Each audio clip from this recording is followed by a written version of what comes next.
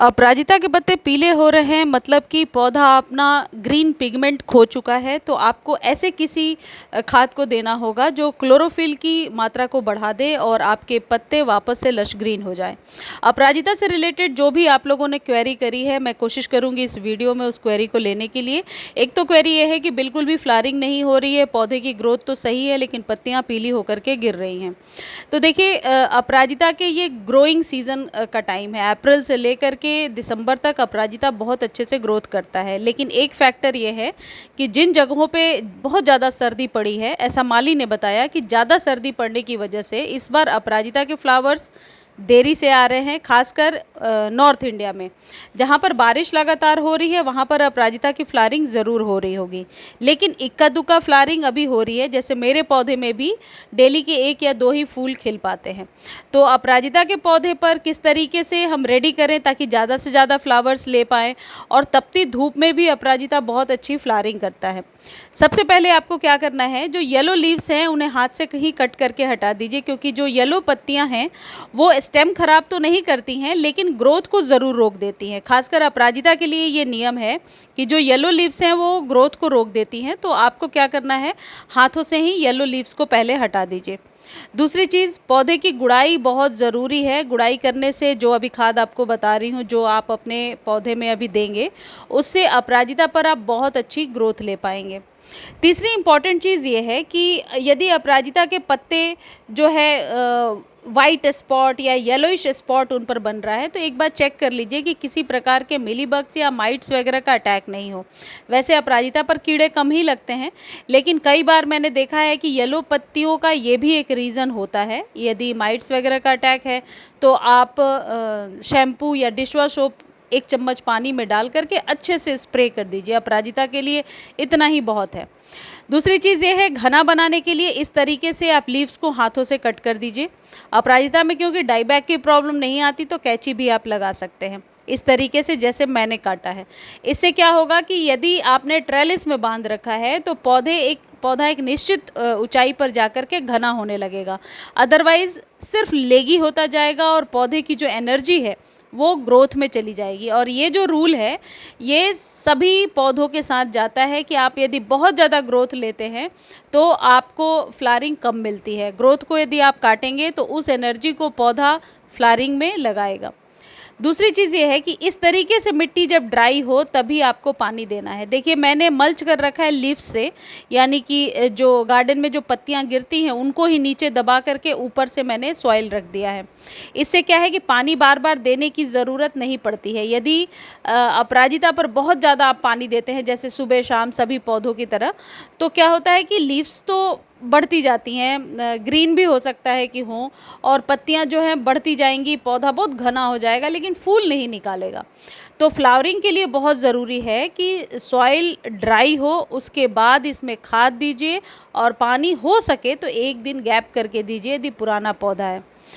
अब एक चीज़ और है, यदि बीजों से आपने पौधा लगाया है तो फ्लावरिंग होने में थोड़ी देर होगी। पहली जब बरसात की पानी यानी मानसून जब आने लगेगा और जब बरसात का पानी पड़ेगा तो इसमें फूलों की संख्या बढ़ेगी। अभी इक्का दुक्का फूल होंगे। और पुराना पौधा है तो उसके लिए भी ये खाद बहुत ज़रूरी है और नए पौधे के लिए भी ये खाद बहुत ज़रूरी है, और ये है फिटकरी। अब आपको क्या करना है, ये जो एलम का टुकड़ा है 32-35 रुपीज़ में आपको ग्रॉसरी शॉप पर मिल जाएगा। खाद देने के पहले का सिचुएशन ये होना चाहिए, जो मैं आपको उंगली से करके दिखा रही हूँ। मिट्टी देखिए भुरभुरी है और एकदम ड्राई है, तो यही सिचुएशन होगा। और सुबह के समय में आपको ये करना है, धूप में नहीं करना है। मैं सिर्फ आपको ये करके दिखा रही हूँ। अब ये फिटकरी को आप 1 लीटर पानी में डाल दीजिए। यदि 2 गमले के लिए इस्तेमाल कर रहे हैं, 10 मिनट के लिए ही डालना है। ओनली 10 मिनट्स एनफ होगा। 10 मिनट्स के लिए डालिए और 10 मिनट्स बाद आप इस फिटकरी को वापस निकाल करके रख लीजिए। फिटकरी के बड़े सारे उपयोग हैं, मैं बताती रहती हूँ। फिटकरी जो है, एलम जो है, ये कीटनाशक की तरह भी काम करता है।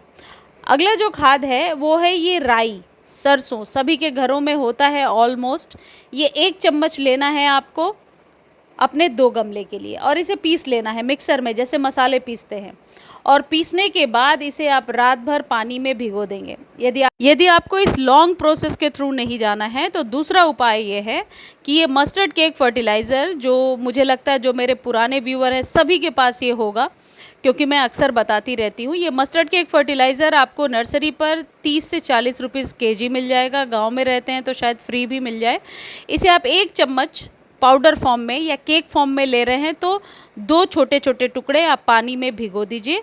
पानी में जब आप भिगोएंगे, थोड़ी देर पहले ही भिगोया है मैंने, तो नीचे उसके कुछ कण बैठ जाएंगे और ऊपर से इस तरीके से पानी को स्ट्रेन कर लीजिए। और आधे लीटर पानी में मैंने इसे मिला लिया है, नीचे वाले पोर्शन को छोड़ दिया है। देखिए, एक मिथ है लोगों में कि मस्टर्ड केक फर्टिलाइज़र को गर्मियों में यूज़ नहीं करते हैं क्योंकि ये गर्म होती है। Process should be changed. यदि आपको गर्मियों में यूज़ करना है तो प्रोसेस अलग कर दीजिए। सर्दियों में यूज़ करना है, इसका थिक लेयर भी हम कर सकते हैं, यानी कि थोड़ा गाढ़ा दे सकते हैं। लेकिन गर्मियों में इसे बहुत पतला बना करके यूज़ करते हैं, लेकिन अपराजिता पर ये बहुत बढ़िया काम करता है और मैं हमेशा बताती हूँ। अब फिटकरी निकाल लीजिए और फिटकरी वाले पानी को इसमें डालिए। 1 लीटर ये फर्टिलाइज़र बन के रेडी हो गया और आपके अपराजिता के लिए ये बेस्ट फर्टिलाइज़र है।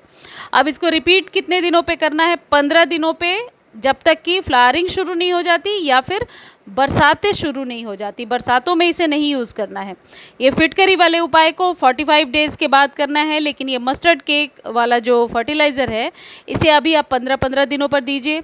जब जून के लास्ट से मानसून आ जाएगा तो बारिश बहुत होने लगेगी, तो फिर आप बरसातों में इसे रिपीट नहीं करेंगे, क्योंकि बरसात के पानी में ऑलरेडी नाइट्रोजन होता है जो सॉइल में जा कर के नाइट्रेट हो जाता है और जो आपके पौधे के लिए एक बहुत अच्छा खाद बन के रेडी हो जाता है। जिन जगहों पे बारिश हो रही है उन्हें यदि ये खाद यूज़ करना है तो आपको वेट करना होगा गमले की मिट्टी ड्राई हो। ड्राई नहीं हो रही है तो फिर आप इसे ड्राई फॉर्म में, यानी कि मस्टर्ड केक फर्टिलाइज़र को आप 1 चम्मच पाउडर फॉर्म में आप अपने गमले में डाल दीजिए। इस तरीके से ये बन करके रेडी हो गया। जो नीचे का पोर्शन जो बच गया है, जो अभी मैं आपको कटोरी में दिखा रही थी, उसे आप रख दीजिए और वापस जैसे बताया 15 दिनों के बाद यूज़ कीजिए। ये फुल सनलाइट का पौधा है, पूरे दिन के सनलाइट में रखिए और ट्रेलिस ज़रूर बांधिए, जैसे मैंने अपने गमले में बांध रखा है। पौधे को उलट पलट के देख लीजिए, येलो लीव्स को हाथों से ही निकाल दिया करें। मुझे उम्मीद है ये जानकारी आपके लिए हेल्पफुल रही होगी। धन्यवाद।